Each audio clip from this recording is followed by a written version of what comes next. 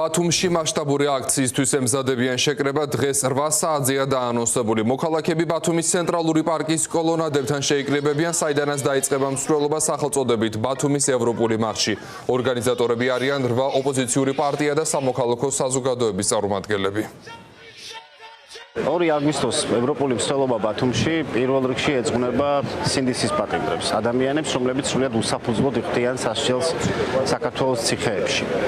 ამ ადამიანებს სჭირდებათ გამხნევება სჭირდებათ იმ მოქალაქეებს, რომლებიც თითქოს დაიღალნენ წინააღმდეგობაში მონაწილეობით და რა თქმა უნდა მიზანი არის ის, რომ ბათუმმა, რომელსაც არაერთხელ უთქვამს დაუმტკიცებია საზოგადოების სასმის, რომ ჩვენი წინააღმდეგობა არ არის გამქრალი, ჩვენი წინააღმდეგობა არის ცოცხალი, ჩვენ კიდევ ერთხელ სამოქალაქო აქტივისტები, პოლიტიკური აქტივისტები, საზოგადოებრივი ჯგუფები დაუდგებით წინ ქართული ოცნების რეპრესიულ პოლიტიკას და უარს გამოუცხადებთ რუსულ სპეცოპერაციას საქართველოში. ყველას გელოდებით 8 საათზე ბათუმის ცენტრალური პარკის კოლონადებთან.